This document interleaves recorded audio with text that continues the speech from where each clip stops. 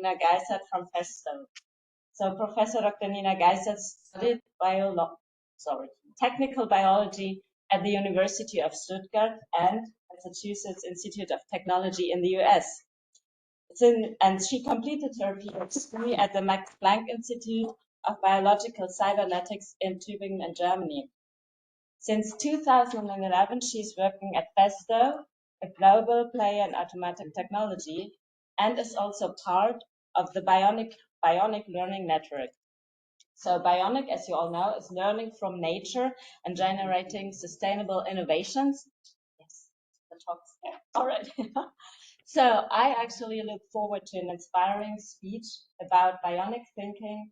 Interdisciplinary collaboration leads to innovation. So huge welcome and sorry for all the trouble.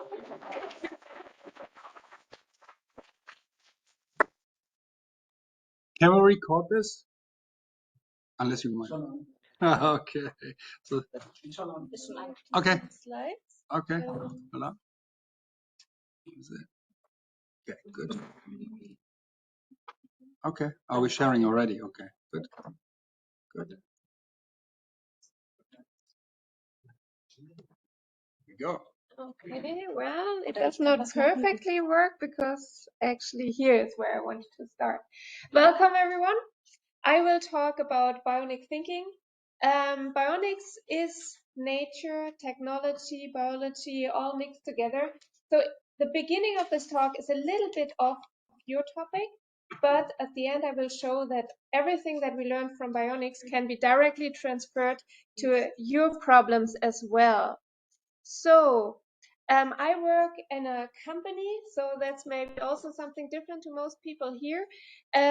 We have 20,000 employees worldwide, and we are in 61 countries, making a turnover of 3 to 4 billion, depending on the last 3 years what you look at. Our technology, that was a nice sound effect, looks like this.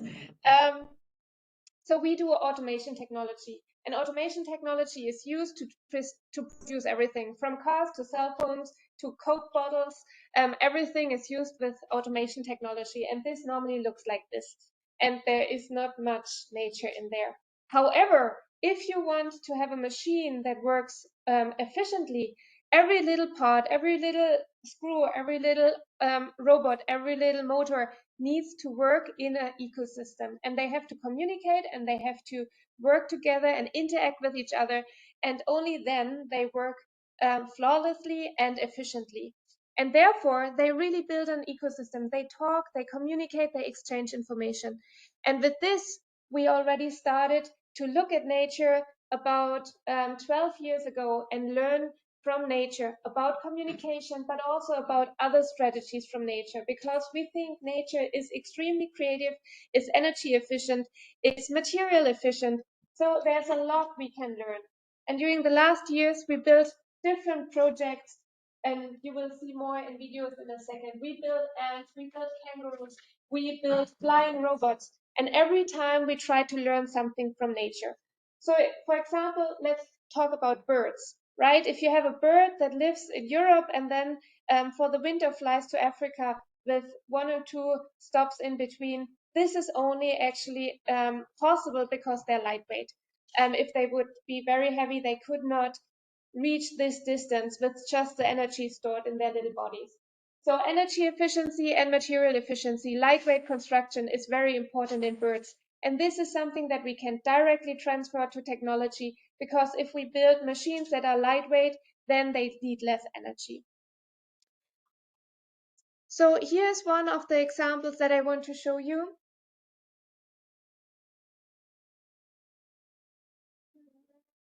Not perfectly working.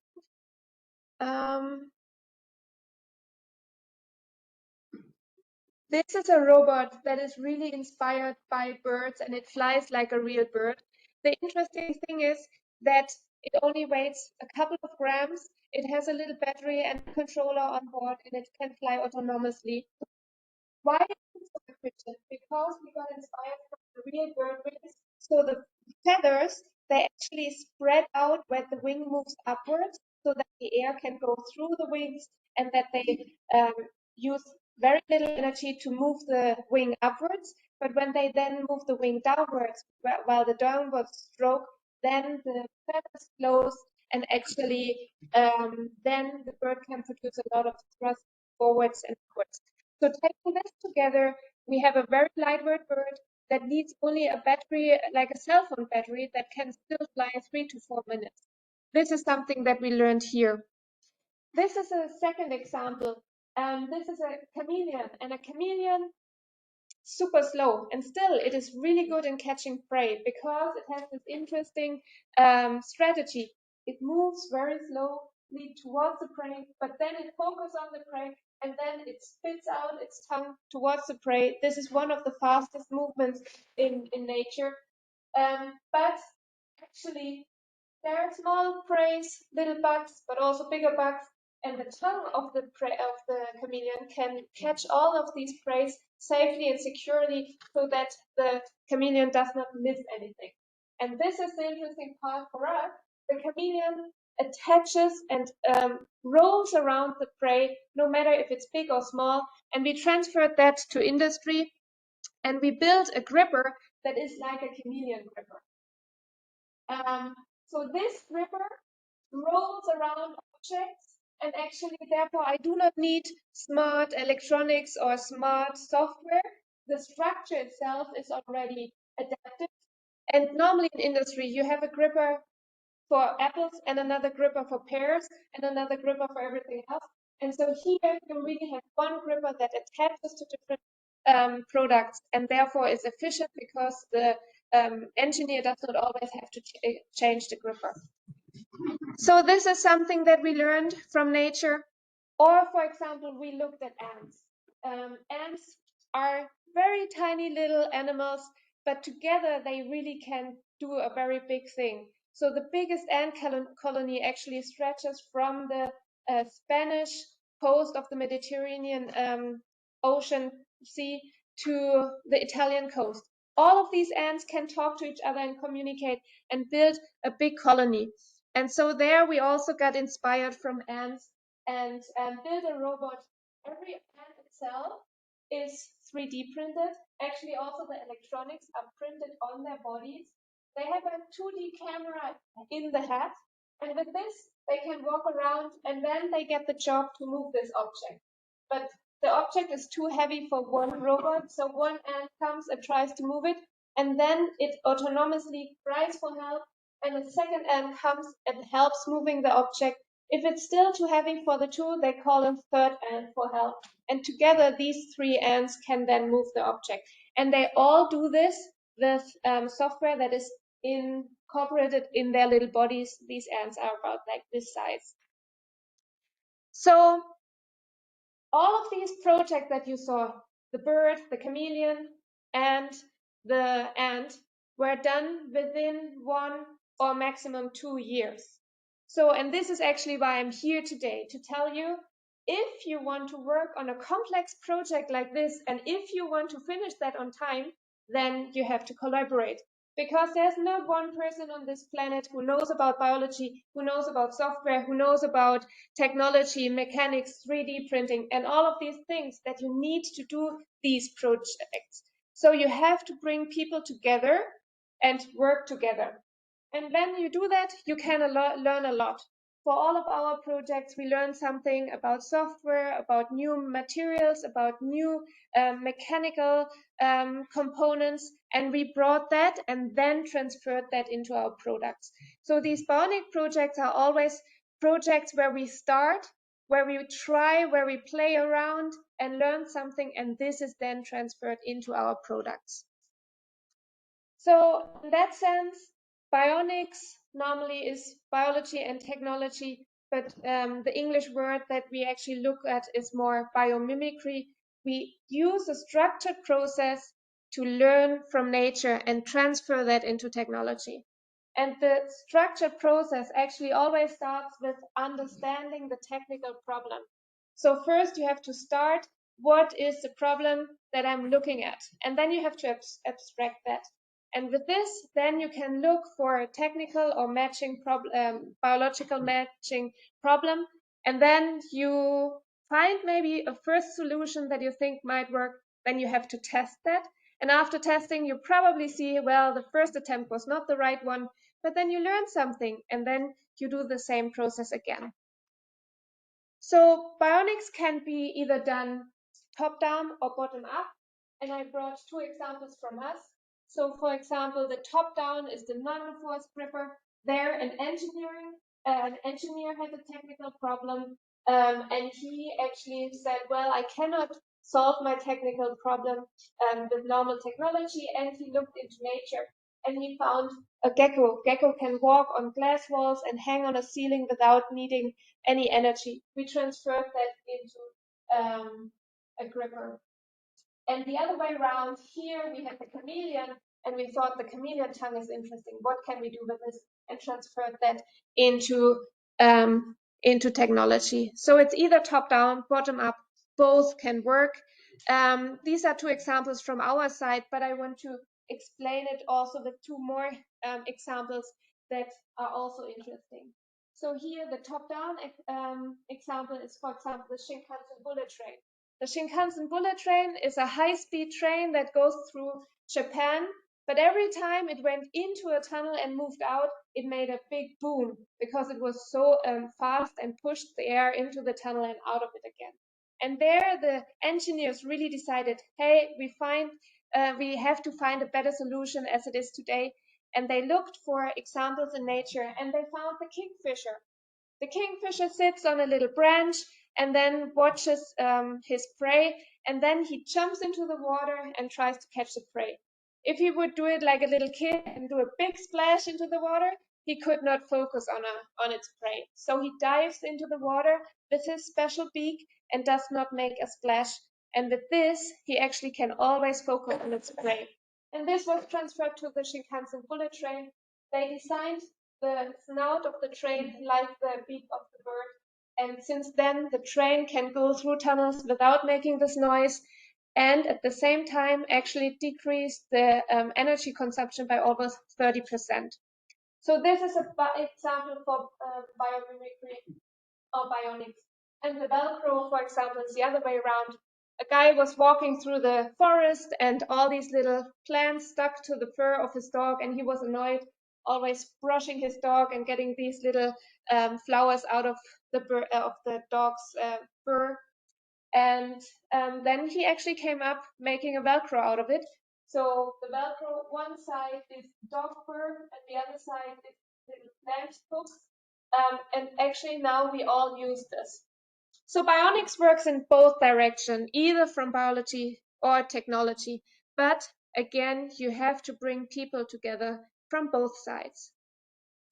And this is what I want to speak about today.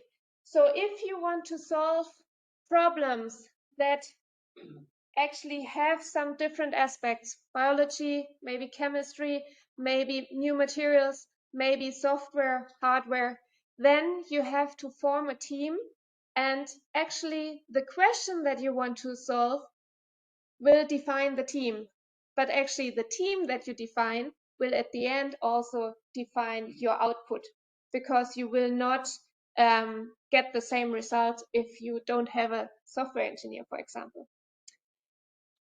Personally, I think what is also very important is that you sometimes work online, but from time to time, you have to come together into one room, sit together and really talk to each other, because this really helps getting forward.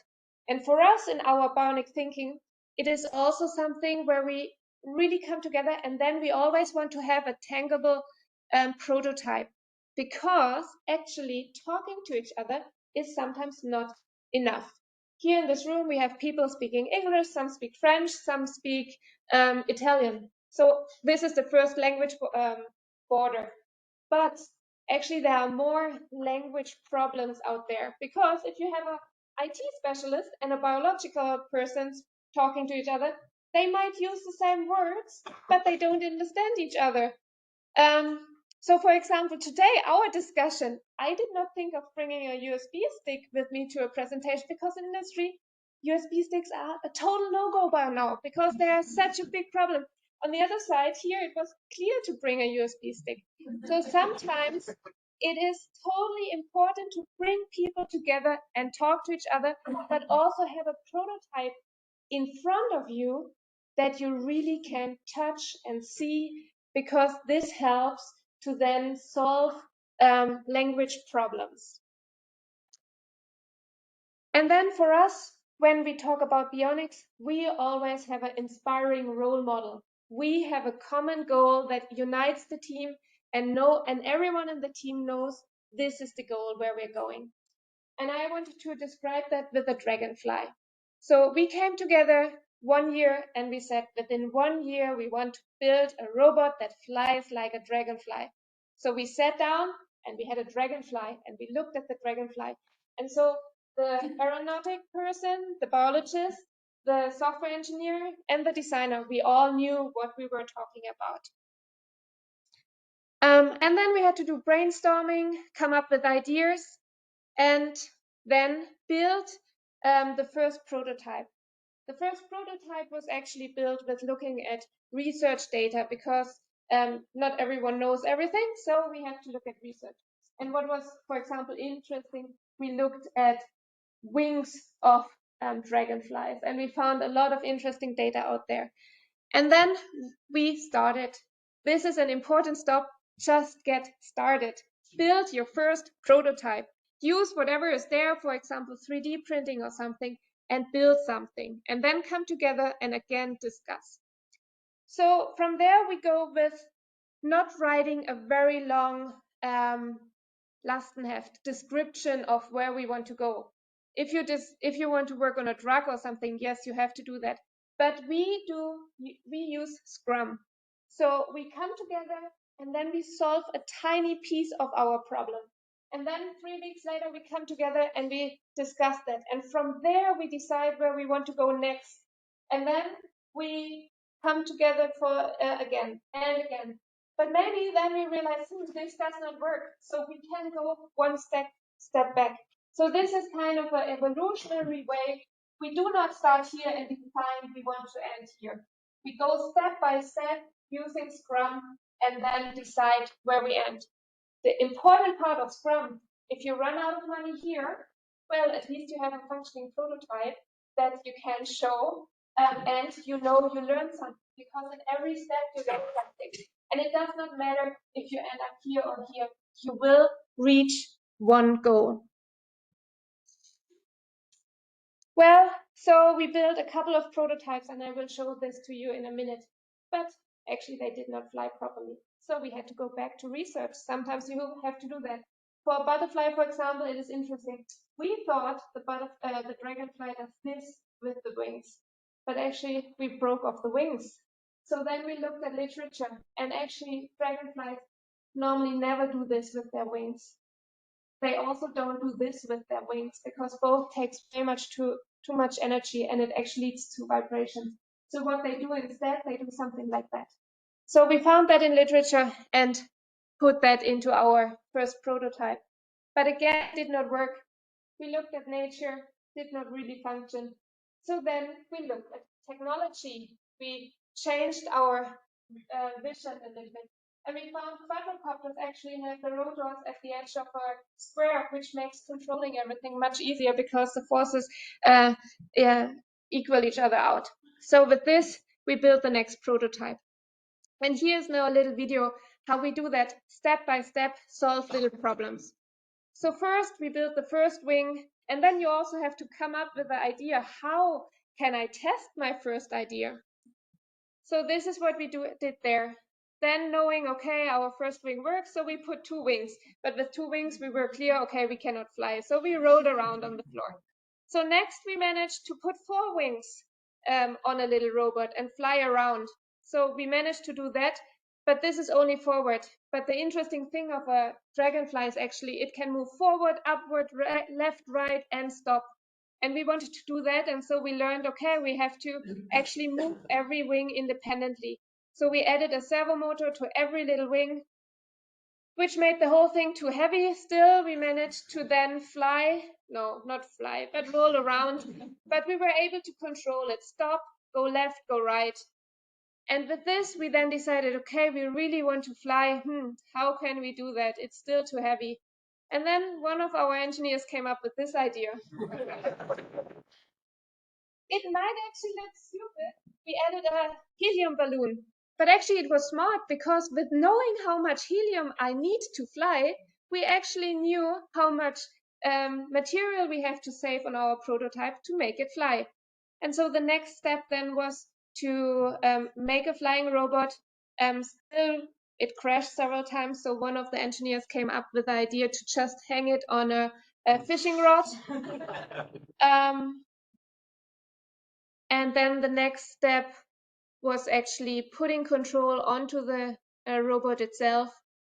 Still, we were not sure if it's possible. So in the next part of the video, you will see that we actually use a net, a safety net flying under or laying under the Dragonfly. Because if you build something flying and it crashes, then all of your work is gone. So make sure that you always have a safety net when you do your research. And with this, actually, we managed to build a flying robot within 1 year. And this actually brings me to the end of this bionic thinking. Go out, present your results to customers or other scientists, talk about it, and sometimes 80% is enough. Maybe you do not have to reach 100% because, as you know, 80-20, 20-80, the last piece, last steps are really challenging. And so with this in mind, we managed to build a flying robot that looks like this, and it can actually fly forward, leftwards, right, up, down, and even hover on the spot. And in just 1 year, we managed to make this robot fly.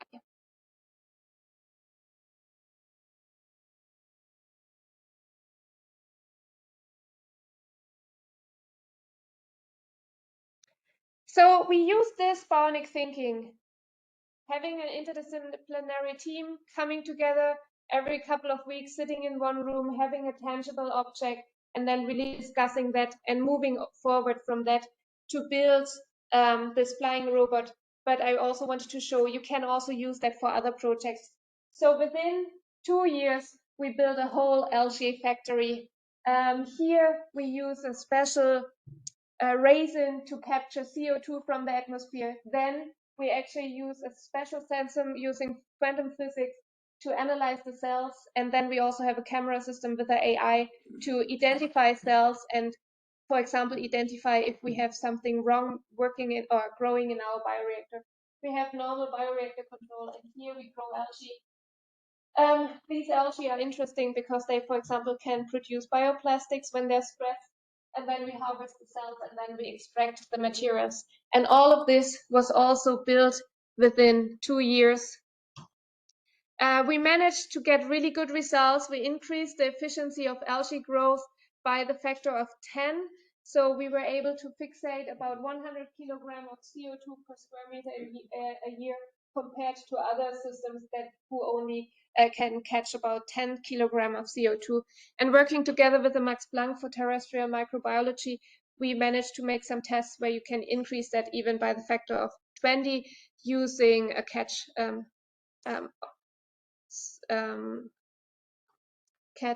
cycle.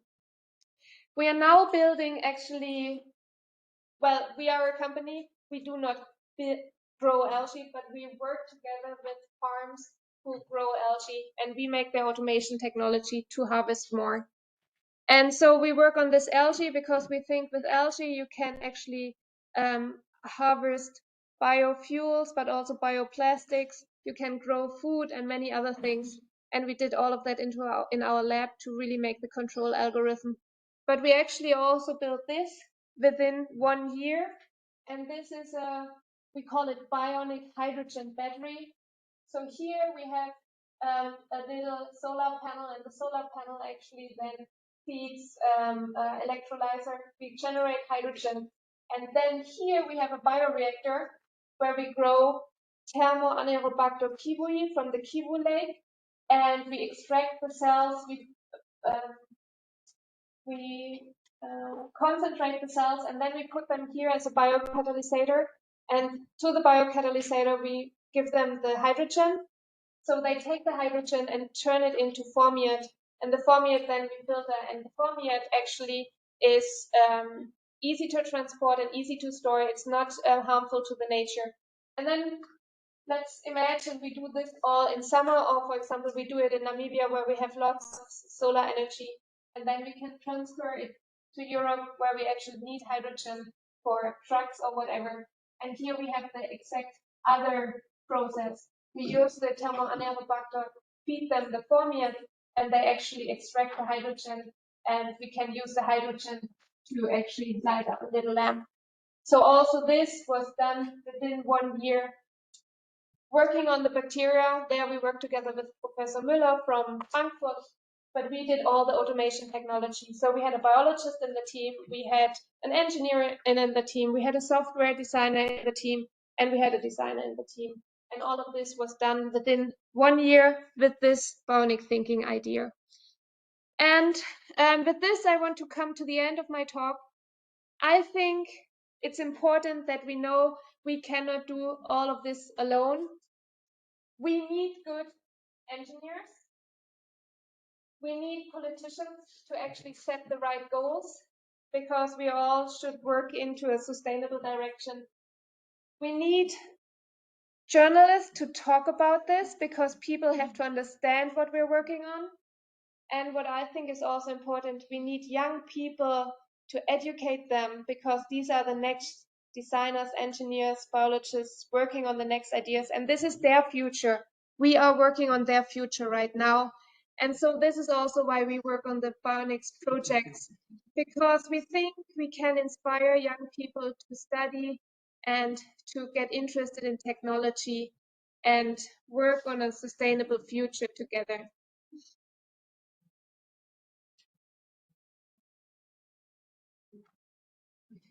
Yeah, and with this, I want to thank you for your attention. And I hope today you will all work together, have a fun day, make good collaborations, and get your projects a step forward.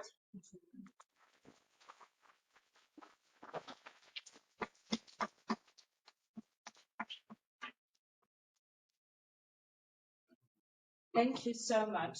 I already looked up some videos online, so it's completely inspiring. So I'm always fascinated by that. So it's incredible what you can achieve already within 1 year. So my first question would be, how many projects do you have in a year? Because it's incredible your outputs and. So every year, every project runs for 1 to 2 years. We normally have a couple of students working on a couple of ideas before that, before we really start saying, okay, we now work on this. And we normally work on 2 to 3 projects in parallel. But obviously, with the Scrum, you, for example, have a designer and he's in one team for a while, and after this goes to the other team. But for some projects, the designer has to be in the team for the whole time. So then we have to find other people, and therefore the projects always have a core team, and then we look for help throughout the company from 3D printing or from AI or something, and we also always look for partners in research, because, for example, no one of us studied a dragonfly before, so we have to find the right partner who helps us with the right data. Yeah. So good chance. So any questions from the audience? Yes, please. How do you set the objectives of your research? So you say, I'm going to study the dragonfly. Why, or who decides, or how do you decide? Yeah. So this is part of this design thinking. There are several people who have an opinion. For example, there's a research department, and the research department says, well, we have this new material, or we have, for example, a new piezo actuator, and we do not really know what to do. Can you start doing something with it?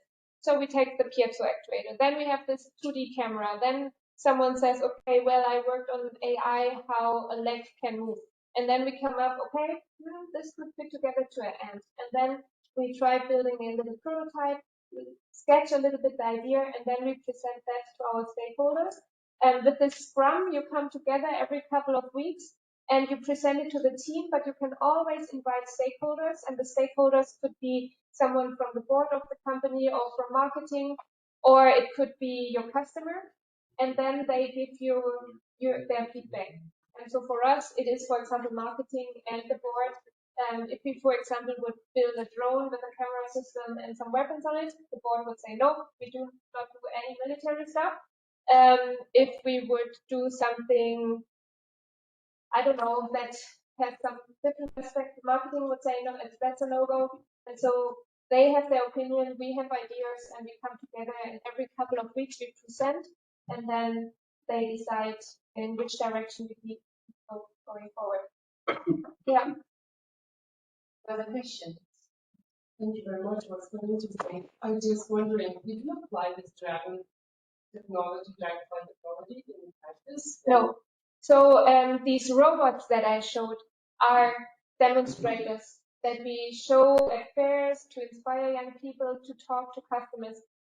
We do not build robots and sell them. But every technology that I presented has something that is then transferred to industry. As I just said, the ants, for example, they have little piezo's, and at the beginning, no one knew what to do with piezo's, and now they are in a lot of our valves. Actually, they're tiny. They need like only 10% of energy than a normal valve, and so the technology was transferred to a product. Or, for example, AI.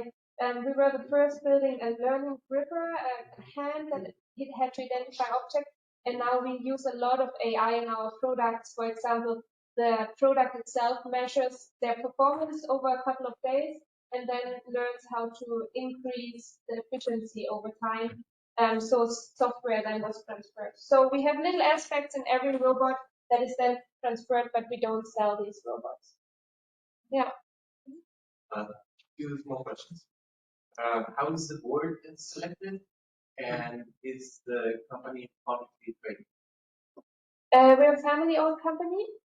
Family-owned company in the third generation. So actually, it's one of these German stories in the 1920s or something. It was a tiny little company in the 1960s. It then became bigger, and actually, so this second generation, they are 85 and 90 now. They still come to the office almost daily, and they come and look at our stuff. And but they also have a board that runs the normal business and has to present numbers and stuff. Yeah. Is it publicly traded? No.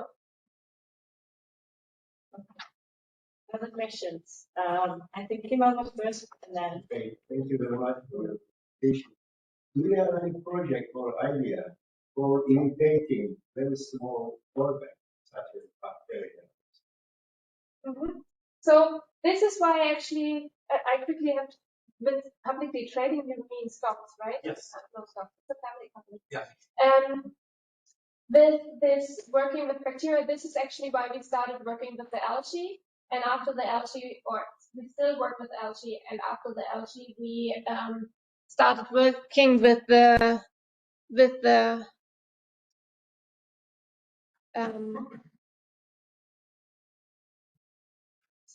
after the algae, we started working with the thermoanaerobacter that does the hydrogen conversion. Because actually, Nina, who was presented before, she said bacteria are the factories of the future. And this is actually what we as well think. A lot of chemical processes need a lot of energy, like 300 degrees or high pressures and stuff. And bacteria does all of this at room temperature and at normal pressure. And therefore, we think in industry there will be more bacteria used in the future. However, and this is now something for you, right? In the lab, a lot works, but there's very little in industry because the efficiency is not there. You know, you always talk to managers and they come up, what is the efficiency? So you have to increase the efficiency of bacteria to really increase their output. Otherwise, this will never be able to compete with chemical industry that is actually now optimized for 100 years. So we need automation technology to make these cells grow faster, grow better, grow bigger. And this is why we are focusing on this. We do not grow the cells. We do not do genetic modification or something. We have partners for that.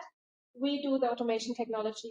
For example, here we have algae. And if you want to produce 365 days a year, you have to check that you grow the right stuff. So therefore, we have the AI and stuff to analyze your cells online 24/7. If something goes wrong, you can stop earlier. If everything goes right, you get more output. And so we work on the automation technology to increase the output of bacterial or virological processes, because we think otherwise this will not be helpful. And at the end, we do not mind if it's algae or bacteria or whatever. For example, extracting metals from trash with bacteria. We do not mind what the process is. We look into what do we have to measure? How can we control the surroundings so that the bacteria feels happy? And how can we then increase the output? And this is exactly why we do this. One last question. Thank you for your interesting talk. So when you say we have found that the breaks a common challenge across all your or what is unique? Each project is unique, and therefore every team that works on the project is unique. There's a core team, but it's always stuffed with other people with other knowledge. And this is also what I wanted to say, right? If you have a person who works on a project for 30, 40 years, you only look on your project like that. You have to have other people coming, criticizing you, bringing input, open your vision again.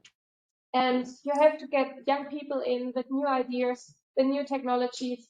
And for example, I always say the first Porsche was an electric car, but it did not succeed. Now the same idea is actually coming to our streets. Electrical cars are there more often. Bacteria and growing algae in a pond was already done 2000 years ago, but it did not really succeed. Maybe now it's the time. Now we have the sensors. Now we have the software to make them more efficient. And maybe now it's the time to really look at that again and use biology and use it in a sustainable way. Because I think we all know that we cannot keep on doing what we're doing like that and polluting our air with too much CO2, and biology can be the solution to that. Although every technology has potential harms, this is also something that we have to think about, how we can control the overall system, have safety nets, and go forward. Thank you very much. I think you are going to stay. I'm staying for until the dinner. Yeah. Okay. So more questions, please address these guys directly. And thanks again.